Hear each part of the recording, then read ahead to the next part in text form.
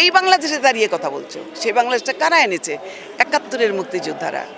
এই বাংলাদেশ না থাকলে আজকে তুমি বৈষম্য পেতা না। যদি এটা পাকিস্তানি থেকে যেত তাহলে তো আন্দোলনটা কোথায় যেত? তুমি কোথায় থাকতা? যেহেতু বাংলাদেশটা আমরা এনে দিয়েছি ৭১-এর মুক্তিযোদ্ধারা, তোমরা এই ৭১-এর মুক্তিযোদ্ধাদের আনয়ন করা বাংলাদেশে দাঁড়িয়ে কথা বলছো। এই পতাকাটা হাতে নিয়ে তোমরা যা বলছো, স্লোগান দিচ্ছ, সেই পতাকা কিন্তু আমাদের। এই পতাকা কিন্তু আমরা তৈরি করেছি। এই পতাকা, এই সার্বভৌমত্ব, আলাদা রাষ্ট্র, এটা কিন্তু আমাদের তৈরি। কাজেই ছোট নজরে দেখার তো কোনো কারণই নেই। আমি তোমাদের প্রতি, আসসালামু আলাইকুম, আমি একজন মুক্তিযোদ্ধা, আজও বেঁচে আছি। এই বেঁচে থাকাটা মনে হচ্ছে যে এটা আমাদের দুর্ভাগ্য। আমরা যে দেশের জন্য দেশপ্রেমকে নিয়ে যে ঝাঁপিয়ে পড়েছিলাম, ৭.৫ কোটি বাঙালি তখন এই দেশকেই ভালোবাসছে। সেখানে কে নেতা কে প্রজা এটা ছিল না, ছিল একটাই কথা, দেশপ্রেম। আমি তখন কলেজে পড়ি, আমার বয়স ২০-২১, সেই সময় যুদ্ধ।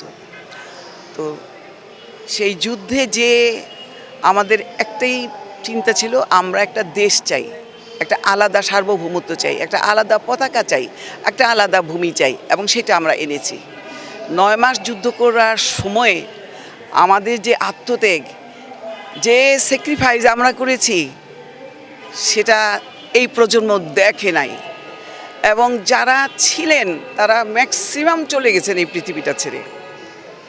আজকে যে এই বৈষম্য বিরোধী আন্দোলনটা হয়েছে, আমরা কিন্তু ওদের কোনো বিপক্ষে থাকি নাই, কারণ ওরা বৈষম্যের বিরুদ্ধে আন্দোলন করেছে। আমরাও এক সময় বৈষম্যের বিরুদ্ধে আন্দোলন করেছিলেন। পাকিস্তানিরা যখন আমাদের উপরে বৈষম্য করতো, আমাদের সমস্ত মানুষগুলো নির্যাতিত হতো, তখন কিন্তু আমরা দাঁড়িয়ে গেছি যে আমরা আমাদের দেশটাকে আলাদা চাই।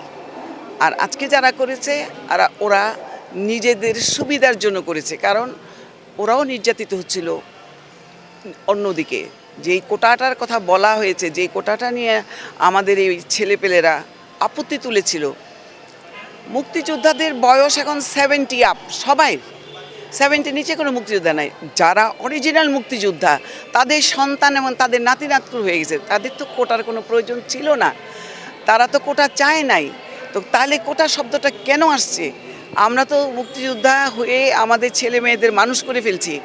তো এই প্রজন্মের ছেলেরা এই শব্দটা ব্যবহার করতে পারলো কী করে? অর্থাৎ যারা নতুন করে মুক্তিযোদ্ধা হয়েছিল তাদের স্বার্থের জন্য এই বাচ্চাদের মধ্যে, এই প্রজন্মের মধ্যে একটা প্রতিক্রিয়া হয়েছিল, এবং তার জন্য ওরা মেনেও নিয়েছিল যে আমরা 20% ছাড় দেই মুক্তিযোদ্ধাদের জন্য। দুর্ভাগ্য আমাদের বলবো, আমরা মুক্তিযোদ্ধা, আমাদের শক্তি ছিল না, আমরা কিছু করতে পারিনি ওদের জন্য। অনেক ছেলে পেলে আমাদের চোখের সামনে মারা গেল, যেটা আমরা সহ্য করতে পারিনি। যখন যুদ্ধ করেছিলাম এদেশের স্বাধীনতা আন্দোলনে, তখন তো লক্ষ লক্ষ মানুষ মারা গেছে, কত মা ইজ্জত দিয়েছে, মা বোনেরা ধর্ষিত হয়েছে। সেগুলো আমাদের দেখা, আমাদের এই প্রজন্মের বাচ্চারা তো দেখে না এটা। ওরা দেখলে হয়তো ওদের খারাপ, ওরা বুঝতে পারতো যে তখন যুদ্ধ কেমন ছিল। আজকে এই বৈষম্য বিরোধী আন্দোলনকে এই মুক্তিযোদ্ধাদের উপরে নেওয়া যাবে না। কেন যাবে না? যেহেতু আমরা ৭১-এর যুদ্ধ করে দেশটা এনে দিয়েছি, সেই দেশটার নাম বাংলাদেশ। সেই বাংলাদেশে দাঁড়িয়ে আজকে বৈষম্য বিরোধী আন্দোলন করে আমাদের প্রজন্মের সন্তানেরা, এবং আমি তাদেরকে অবশ্যই সম্মান করি। তাদের এই যে কষ্টটা, এটার জন্য আমরা দুঃখিত, আমাদের ভালো লাগে নাই। হ্যাঁ, তবে আমাদের যেই সমস্যা আমরা দেখি, আমরা তো হারিয়ে গেছি, আমাদের তো কেউ নাই এখন। আমাদের মুক্তিযোদ্ধাগুলো সবাই পৃথিবী থেকে চলে যাচ্ছে। যারা বেঁচে আছি তাদের জন্য কিন্তু একটা অত্যন্ত কষ্টের বিষয়, হৃদয় বিদারক বিষয়। চোখের সামনে আমাদের বাচ্চাগুলো মরে গেল। এখন যে বিষয়টা নিয়ে, যেটা সাম্প্রতিকভাবে ৭১ না ২৪, এই শব্দটা আমাদের ভালো লাগে না। ৭১ও বৈষম্য বিরোধী ছিল, ২৪ও বৈষম্য বিরোধী হয়েছিল।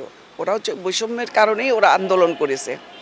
আমরা ওদের আন্দোলনকে কোনোদিন ছোট করে দেখি না, কিন্তু ৭১কে ছেড়ে ২৪ হতেই পারে না। আর মুক্তিযোদ্ধারা যুদ্ধ করেছিল যাদের সান্নিধ্যে, যাদেরকে নিয়ে, আমরা অবশ্যই তাদের প্রতি আমাদের সম্মান বোধ আছে। আজকে কিছু কিছু মুক্তিযোদ্ধা বিভিন্ন জায়গায় অসম্মানিত হচ্ছে, অত্যাচারিত হচ্ছে। এটা একটা দেশকে যারা এনে দিয়েছে, সে যেই হোক, দেশপ্রেম ছিল তার কাছে।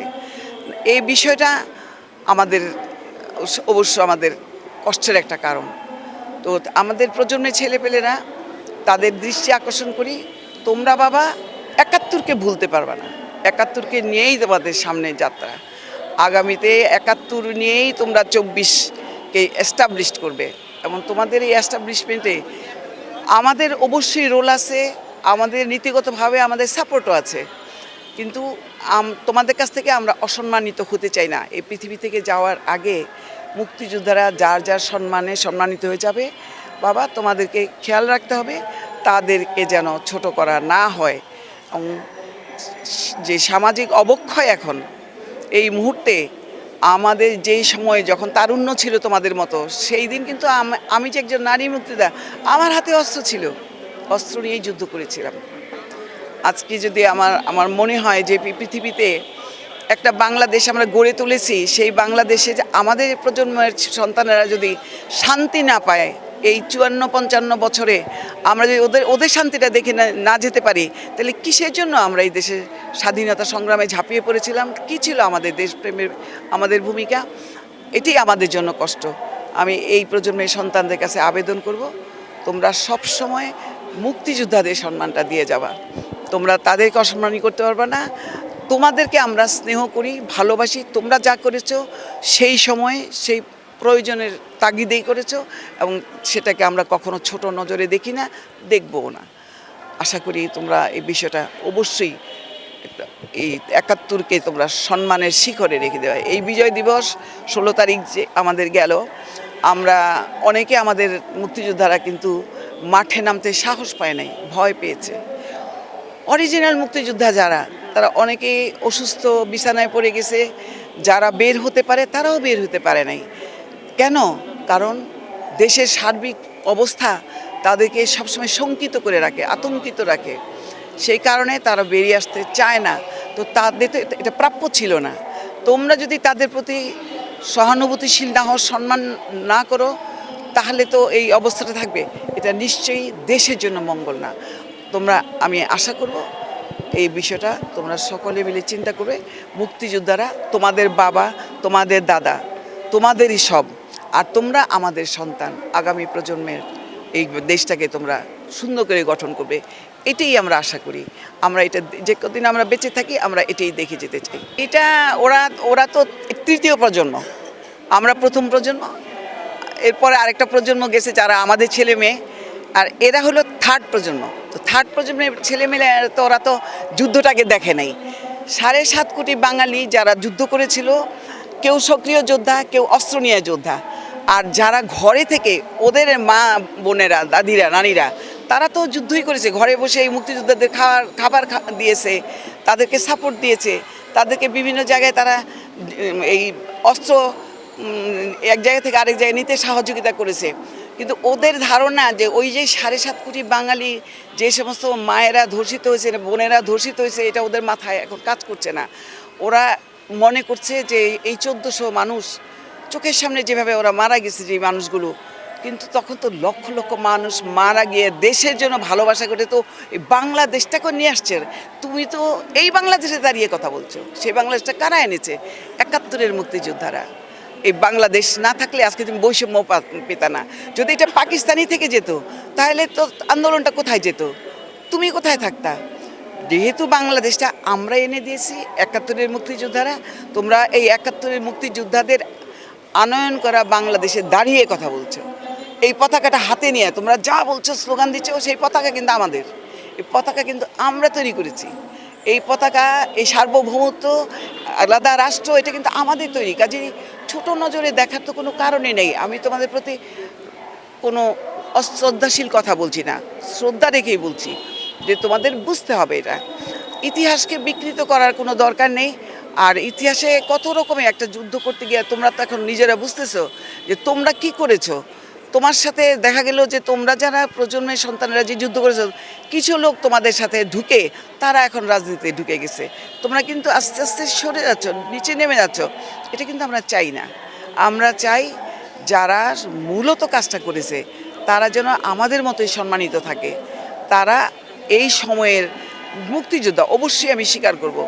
আমরা সেই সময়ের বাংলাদেশে এনে দিয়েছি 71, আর এই সময়ের বৈষম্য বিরোধী আন্দোলনে তোমরাও যোদ্ধা, তোমাদেরকেও আমরা রেসপেক্ট করি, তোমাদের প্রতি আমাদের স্যালুট রইল। হ্যাঁ, দেশের জন্য যারা আসলে যুদ্ধ করে দিয়ে গেছে বা দেশকে এনে দিয়েছে, স্বাধীনতা এনেছে, বিজয় এনেছে, এদেরকে কি কখনো ভোলা যাবে কিনা, আপনার কাছে কি মনে হয় বা বলা উচিত কিনা? আপনিও তো এক সময় কষ্ট করেছেন, জীবন বাজি রেখেছেন, রিস্ক নিয়েছেন, বা আপনার জীবনের কোনো মূল্য ওই সময় হয়তোবা ছিল না কারো কাছে। এই ক্ষেত্রে কি মনে হয় যে এদের ভোলা যাবে? আমি যখন যুদ্ধে যাই তখন আমি অলরেডি বিবাহিত, আমার এক বাচ্চা ছিল, আমার বাচ্চাটা আমার কোলে ছিল, আর মেরে আমাকে ফায়ার করেছে কসবা বর্ডারে। বর্ডারে আমি যখন আমার গুলিটা আমার বাচ্চার উপরে গেছে এবং আমার বাচ্চাটা মারা গেছে। আমার বাচ্চাটা আজকে তোমাদের না, তোমাদের বাবার বয়সে থাকতো, বেঁচে থাকলে 50-এর উপরে তার বয়স হতো। আমি তো ওই আমার মতন এরকম বহু লোক তো স্যাক্রিফাইস করেছে, কিন্তু এখন তোমরা যেটা চিন্তা করছো সেই চিন্তা কিন্তু যে এমন না যে এই 1400 লোকের মধ্যে